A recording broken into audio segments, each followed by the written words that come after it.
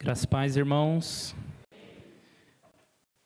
Sou o seminarista Jonathan, hoje estou aqui com a minha família, minha esposa Alessandra, meus filhos, o Augusto, menorzinho, e o Rafael, estão ali também para louvar e engrandecer o Senhor juntamente com a igreja nessa noite.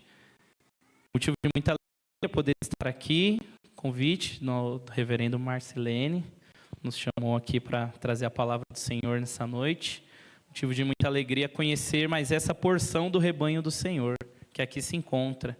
Uma igreja que louvou o Senhor de forma muito animada, entregou os seus louvores a Deus, cantou, como nosso irmão acabou de orar, plenos pulmões, ao nome do Senhor Jesus, de forma muito vigorosa.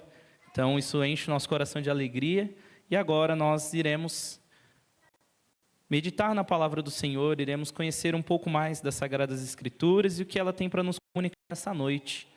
Que Deus assim possa falar aos nossos corações, que Ele possa conceder que eu, nesse momento, traga de forma fiel a palavra do Senhor aos irmãos. Vamos abrir as nossas Bíblias no primeiro livro de Samuel.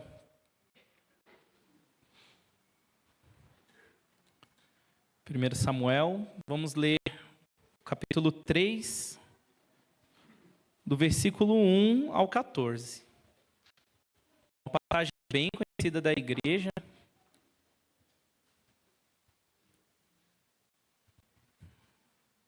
Mas que pode falar aos nossos corações.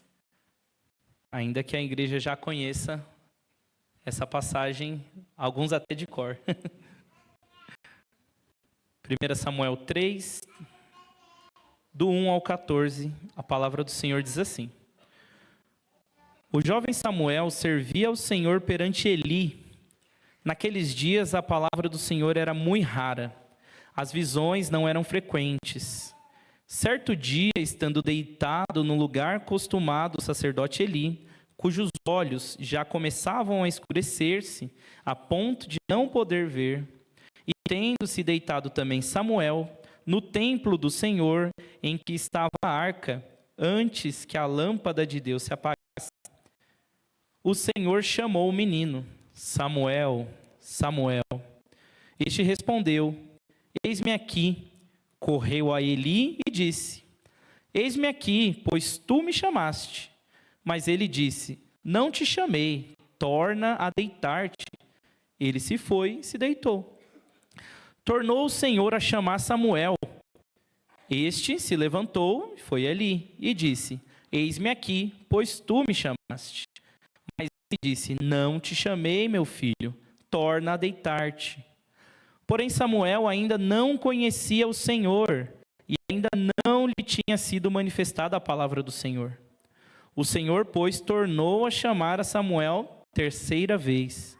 E ele se levantou e foi a Eli e disse: Eis-me aqui, pois tu me chamaste. Então entendeu Eli que era o Senhor quem chamava o jovem. Por isso Eli disse a Samuel: Vai deitar-te. Se alguém te chamar, dirás: Fala, Senhor, porque o teu servo ouve. E foi Samuel para o lugar e se deitou. Então veio o Senhor, e ali esteve, e chamou como das outras vezes: Samuel, Samuel. Este respondeu: Fala, porque o teu servo ouve. Disse o Senhor a Samuel: Eis que vou fazer uma coisa em Israel, a qual todo o que ouvir lhe tinirão ambos os ouvidos. Naquele dia suscitarei contra Eli tudo quanto tenho falado com respeito à sua casa. Começarei e o cumprirei, porque já disse que julgarei sua casa para sempre, pela iniquidade que ele bem conhecia, porque seus filhos se fizeram execráveis, e ele os não repreendeu. Portanto, jurei a casa de Eli, que nunca lhe será expiada a iniquidade, nem com sacrifícios, nem com ofertas de manjares.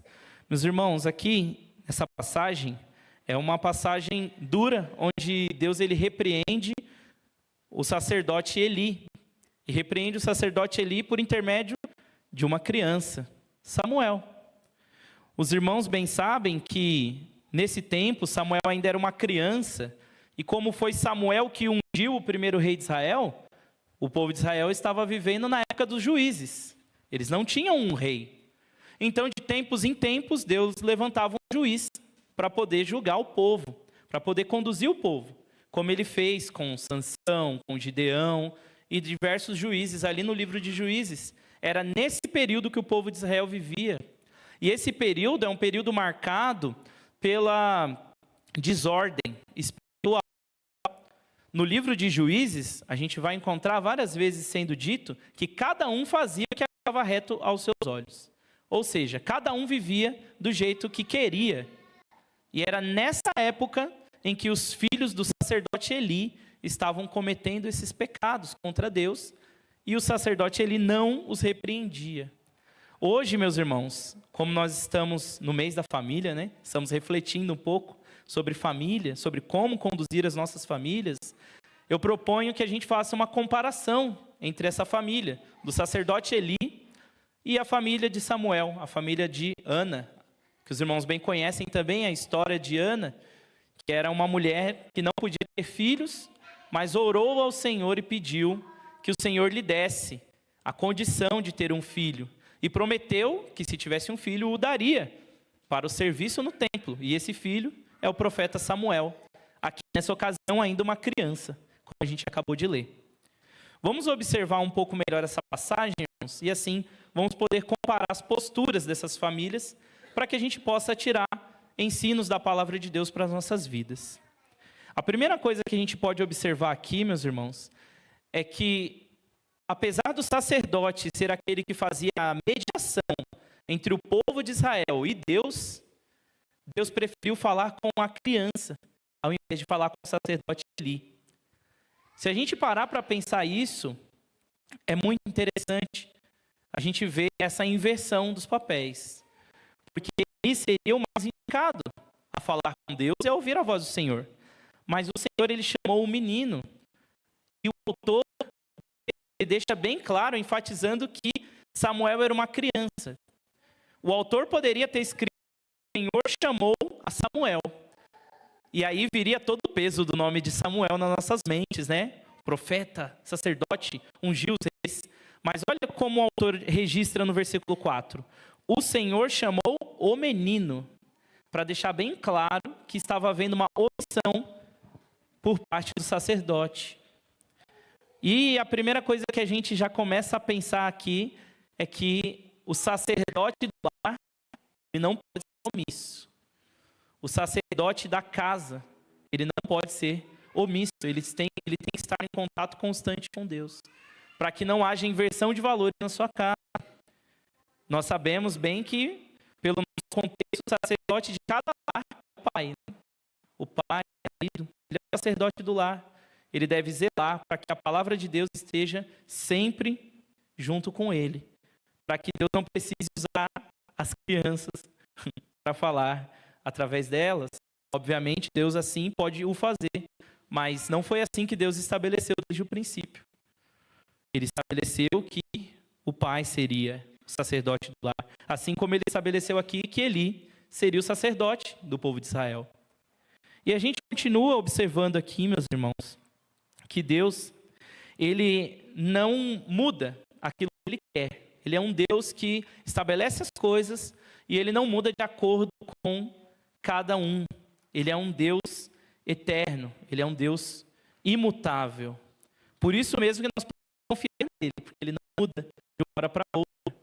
Por que nós percebemos isso? Porque ele chamou Samuel, e Samuel não reconheceu sua voz, mas ele continuou chamando por Samuel, demonstrando que quando Deus, ele nos chama, não adianta colocar outra pessoa para ir no nosso lugar. É nós mesmos que temos que ir. Isso também é uma lição que podemos perceber aqui. Percebamos no versículo 8, o Senhor, pois, tornou a chamar a Samuel pela terceira vez. Ele insistiu com Samuel. Ainda que Samuel não o conhecia, não sabia diferenciar a sua voz. E a gente vê isso diversas vezes na Bíblia. Não foi só com Samuel. Obviamente, Samuel era uma criança, não conhecia a voz de Deus, mas também nós temos os casos dos adultos que não queriam ir fazer o que Deus mandou. Nós percebemos Moisés, quando Deus chama Moisés naquela sarça, né, que pegava fogo, mas não se consumia, ele pediu para Moisés ir à frente do povo e guiar o povo para a saída do Egito. E o que Samuel respondeu ao Senhor? Eu não sei falar direito não, eu tenho uma língua pesada. Manda outro. E o Senhor falou, não, é você mesmo que vai. Pode levar o seu irmão com você, você vai falar para ele e ele vai falar para Faraó, mas você tem que estar lá. Deus, ele não muda as suas escolhas.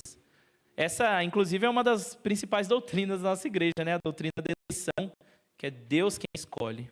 Não somos nós quem o escolhemos. Nós amamos a Ele, sim, mas porque Ele nos amou primeiro. E Ele nos dá uma tarefa, que é louvar o seu nome, conhecer sua palavra, e Ele não vai mudar a missão que Ele pôs em nossas mãos. Nós percebemos também, Jeremias disse que era uma criança, não sabia como falar. Nós vemos outros personagens bíblicos, como Jonas. Deus mandou ir para um lado, Jonas foi para o outro, mas Deus foi ali, Deus firme com Jonas, assim como Ele é conosco. Quantas vezes a gente quer não cumprir a voz de Deus? Quantas vezes a gente quer ser omisso ao que Deus nos manda fazer, mas Ele insiste conosco? Porque a Bíblia fala que o Senhor, Ele repreende aquele a quem Ele ama. E por isso, nós podemos confiar no amor dEle. Prossigamos então, meus irmãos, observando mais uma característica que estava acontecendo na casa do sacerdote Eli.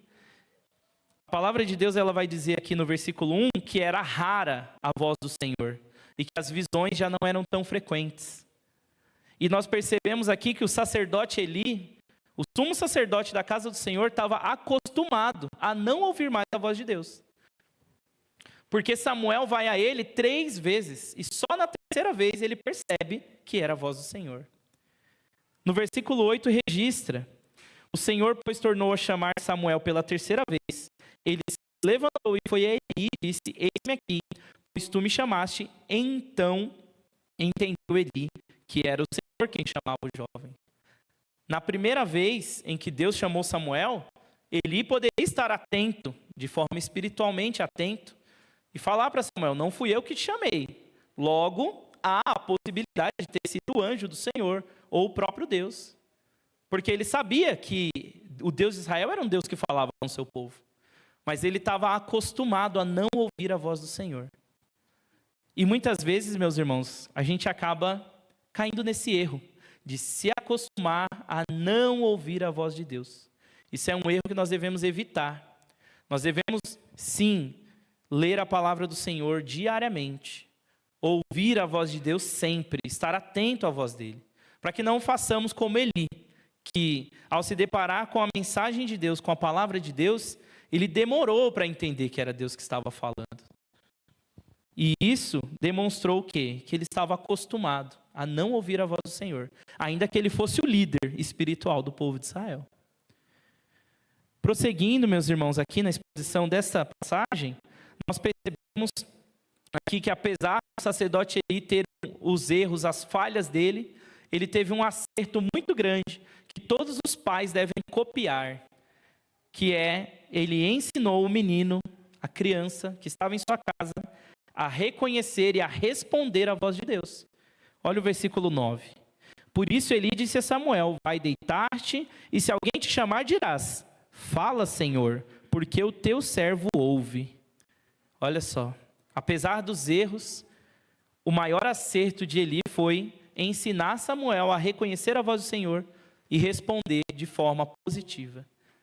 Nós, meus irmãos, muitos aqui eu vejo com crianças por perto, nós que somos pais, que temos crianças, que temos filhos, ou até mesmo que tenhamos netos ou parentes que não são crentes, nós devemos ensiná-los a reconhecer a voz do Senhor e respondê-la positivamente. Essa é uma missão que o Senhor nos dá. Por mais que às vezes a gente possa errar, como Eli errou, nós devemos acertar dessa mesma maneira que ele acertou. Esse erro a gente não copia, mas o acerto que ele fez, a gente copia sim. A gente imita esse acerto dele. Ensinamos os nossos filhos a reconhecer a voz do Senhor. Isso, inclusive, é uma das promessas que fazemos. Quando fazemos a pública profissão de fé, quando fazemos o batismo de nossas crianças, os pais se comprometem a ensinar a palavra de Deus aos filhos. Inclusive, Os pais se comprometem a ensinar os filhos a lerem, para ler a palavra de Deus. E muitas vezes, na emoção, ou no momento em que estamos ali nervosos, batismo do filho, ou na pública profissão de fé, a gente acaba nem se apercebendo essa promessa que a gente está fazendo, de ensinar os nossos filhos a reconhecer a voz do Senhor. Devemos, meus irmãos, sim, nos atentar para este ponto, ensinar os nossos a reconhecerem a voz do Senhor. E aqui, meus irmãos, antes da gente observar a família de Samuel também, vamos terminar de sondar aqui o que estava acontecendo com a família do sacerdote Eli.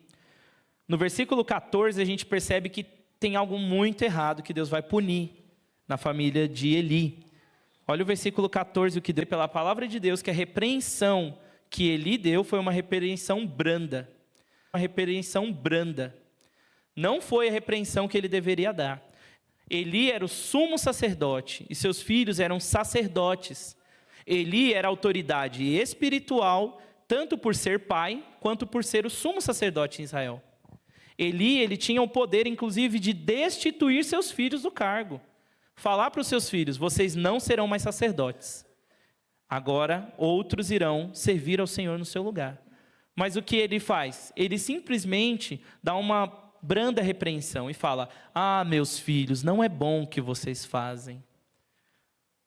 E o que os filhos de Eli estavam fazendo? Os irmãos bem sabem que naquela época Deus ele era adorado por meio dos sacrifícios. E os sacrifícios eram por meio de carne de animais. A palavra de Deus vai dizer lá em Levítico, nas leis dos sacerdotes, que o sacerdote podia comer da carne do sacrifício, mas somente as partes que Deus tinha autorizado. E de jeito nenhum eles poderiam comer a gordura da carne. Mas a Bíblia vai dizer que os filhos de Eli estavam mandando com que seus servos pegassem o pedaço que eles queriam da carne, pegassem a gordura da carne do holocausto do Senhor, para que eles pudessem se alimentar. Eles estavam violando o sacrifício de Deus.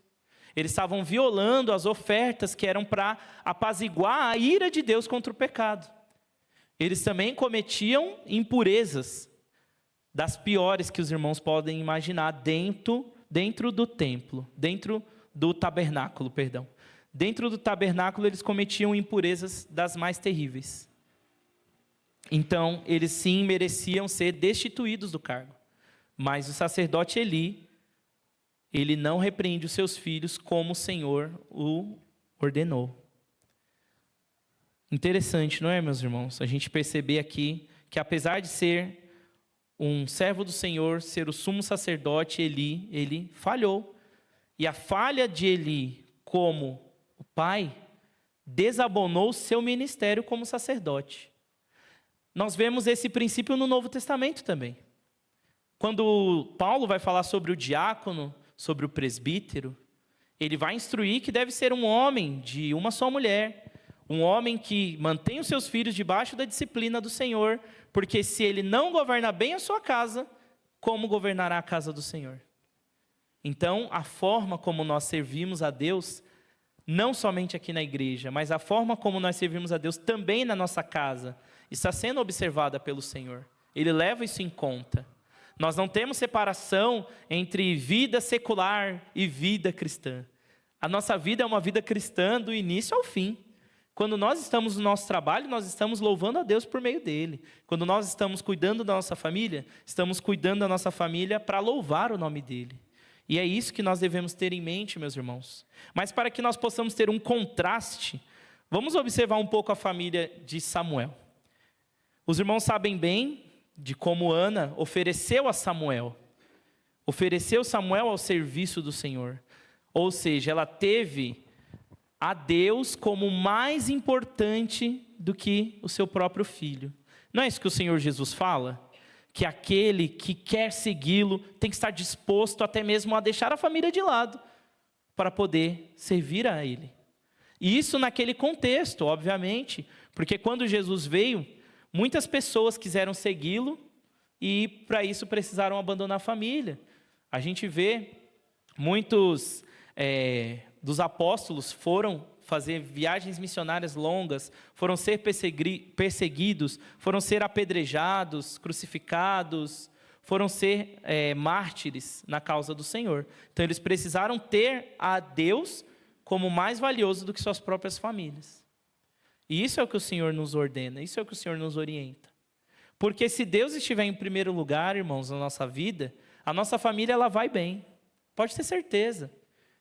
Pode ter certeza que fazer a vontade do Senhor só vai gerar consequências boas na nossa vida. Ainda que às vezes a gente possa ser incompreendido. Mas nós devemos servir a Deus acima de todas as coisas. Nós também podemos perceber, irmãos, em contraste, como Ana honrou mais ao Senhor do que ao seu filho, Eli fez totalmente o contrário. Ele honrou mais os seus filhos do que honrou a Deus. Muitas vezes a gente fica nesse impasse, onde se repreendemos, nós fazemos o que Deus nos manda, mas nós perdemos ali aquela boa disposição com os seres humanos, com os homens, sejam eles nossos amigos, ou filhos, ou parentes. E muitas das vezes nós precisamos ser duros na repreensão e temos medo de ser incompreendidos, mas o Senhor, Ele não quer que a gente se preocupe com isso. O Senhor quer que a gente seja obediente à palavra dEle. O Senhor quer que no momento de repreensão, repreendamos. Claro, com todo o amor que o Senhor nos dá, mas de forma severa. Os irmãos aqui que são pais, mães, sabem muito bem que se você for dar uma bronca numa criança, você não pode dar uma bronca rindo, senão a criança vai perder todo o respeito por aquela bronca. E às vezes o que eles fazem, que as crianças fazem, é algo que é até engraçado, né? E aí a gente vai repreender e dá uma vontade de rir, mas a gente tem que ser sério. Por quê? Porque é o momento da repreensão. Então a gente tem que saber, sim, obedecer a palavra do Senhor. Porque a palavra do Senhor fala que quem ama, repreende. Assim como o Senhor repreende aqueles que Ele ama, nós repreendemos os nossos filhos porque amamos. E devemos, sim, guiá-los no temor do Senhor. Podemos, então, meus irmãos, aqui, antes de entrarmos nas aplicações finais, perceber que a forma como nós criamos os nossos filhos vai dizer muito do nosso relacionamento com Deus, mas não é uma garantia de que eles serão salvos. Vamos dar uma olhada, meus irmãos, aqui, ainda no livro de Samuel, capítulo 8, versículo 1 ao 3, olha só que interessante. Samuel 8, do 1 ao 3, diz assim a palavra do Senhor: Tendo Samuel envelhecido, constituiu seus filhos por juízes sobre Israel. O primogênito se chamava Joel, e o segundo Abias, e foram juízes em Berseba. Porém, seus filhos não andaram pelos caminhos dele. Antes, se inclinaram à avareza, e aceitaram subornos, e perverteram o direito. Aqui dá indícios de que Samuel criou eles no caminho de Deus. Porque fala que os filhos dele não andaram pelos caminhos dele. Ou seja, os caminhos de Samuel eram caminhos de retidão, eram caminhos de obediência ao Senhor. Mas os filhos dele não andaram por esse caminho. Que triste. Que triste. Meus irmãos, nós cremos na doutrina da aliança, com certeza. Mas nós sabemos que a salvação ela se dá pela eleição, é o Senhor quem escolhe. E também sabemos que o relacionamento com Deus, ele se dá por intermédio de Jesus Cristo. Ele é o único mediador entre Deus e os homens. Você não é o mediador entre Deus e os seus filhos. Eu não sou o mediador entre Deus e os meus filhos. É Jesus. A forma como eu vou criá-los, a forma como você vai criá-los, sim, deve ser da melhor forma diante da Bíblia. Mas a esperança da salvação dos seus filhos não está em você. A esperança da salvação dos seus filhos está em Deus. E só Cristo Jesus pode salvá-lo. Só Cristo Jesus pode levá-lo ao pleno arrependimento dos pecados e ao conhecimento de Deus. Por isso, meus irmãos, isso inclusive é um refrigério para nossas almas. Porque às vezes nós nos deparamos com filhos que quando crescem se afastam do caminho do Senhor. E a gente fica preocupado. Senhor, eu errei, eu criei de forma incorreta. Meu pai, o que eu fiz de errado? Mas a palavra do Senhor, ela mostra que pode sim um pai ser fiel a Deus e o filho não. Assim como Davi era o homem segundo o coração de Deus, mas seu filho Absalão quis tomar o seu trono, quis fazer impurezas em Israel. Assim como Samuel andou diante de Deus, mas seus filhos não andaram. Mas, meus irmãos, para que a gente possa também deixar o nosso coração cheio de esperança, os irmãos possam saber que o neto de Samuel se chama Emã. Ele vai ser listado nas famílias dos sacerdotes, lá em Crônicas. Inclusive, ele foi um compositor do Salmo 88. Olha só, o neto de Samuel. Se os filhos de Samuel, por um lado, não serviram a Deus de forma correta, nós temos indícios de que o neto serviu a Deus com retidão. O neto de Samuel, Emã, ele encerra ali o livro 4 dos Salmos ali com o Salmo 88, se tornando um autor inspirado por Deus, olha só.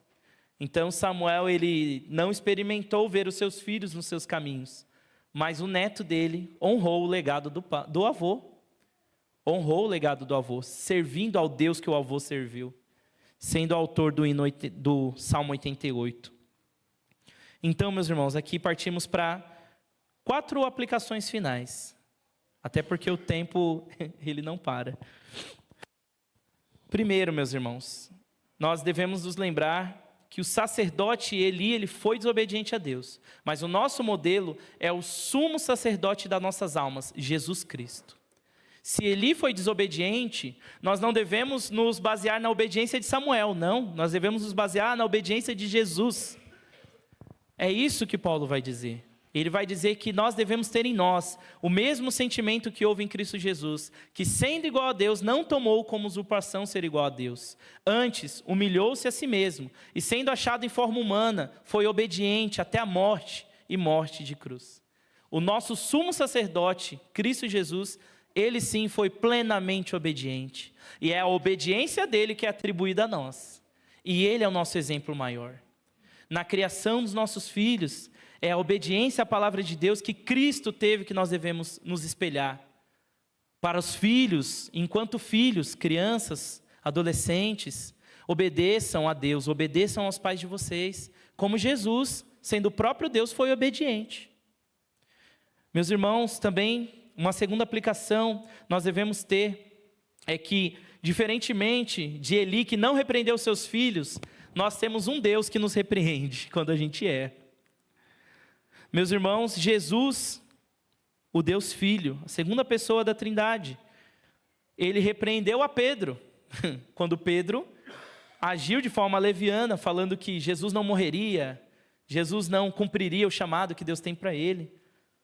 Da mesma forma como ele repreendeu Pedro, ele também nos repreende, mas é uma repreensão em amor. Nós temos um Deus que, diferentemente de Eli, repreende seus filhos. Devemos ser assim também. Devemos ter exemplo, o nosso próprio Deus. Devemos ter como exemplo Jesus Cristo. É isso que a Bíblia nos manda, ela fala. Deus, ele diz, sede santo porque eu sou santo. Ou seja, o nosso exemplo é Deus. Paulo vai dizer, sede meus imitadores como eu sou de Cristo. Ou seja, o nosso exemplo é Cristo. Devemos, meus irmãos, quando necessário, repreender aqueles a quem amamos. Terceira aplicação, nós podemos ter em nosso coração, quando observamos ali a história de Samuel enquanto um pai, enquanto um avô, nós devemos tirar uma lição disso, que a vida dos nossos filhos e a salvação da nossa família está nas mãos do Senhor. Glória a Deus por isso, não está nas nossas mãos. Quantas vezes nós, para tentar fazer a coisa certa, erramos? Quantas vezes nós, para repreender, machucamos? Ou, para não magoar, deixamos de repreender e fazemos com que os nossos filhos fiquem mimados ou malcriados? Infelizmente, nós erramos sim. Mas o que conforta o nosso coração é que a salvação da nossa família não está nas nossas mãos, está nas mãos de Jesus Cristo. Ele é o nosso Salvador. Nós não somos os redentores das nossas famílias. Graças a Deus por isso. Porque eles teriam redentores muito falhos. O Redentor de nossas famílias é Jesus Cristo. E nisso descansa a nossa alma. Devemos confiar nisso, meus irmãos. E a quarta e última aplicação que nós observamos dessa comparação que fizemos das duas famílias é que assim como Ana entregou seu filho para o serviço de Deus, nós temos na história da redenção uma entrega ainda maior, que foi o próprio Deus entregando seu filho por amor a nós. E nós observamos na história da palavra de Deus, na história da Bíblia, na história da redenção, que a entrega dos filhos é um tema recorrente. Ana entrega seu filho. Deus pede que Abraão entregue seu filho. E o próprio Deus entrega seu filho. Nós percebemos nisso um ensinamento claro. Devemos entregar as nossas famílias nas mãos do Senhor. Devemos dedicar as nossas famílias no serviço do Senhor. Devemos, meus irmãos, sim, andar nos caminhos de Deus e assim, desejosos que os nossos parentes, que a nossa família também ande, entregá-los nas mãos do Senhor. Glória a Deus. Amém, irmãos. Cantemos o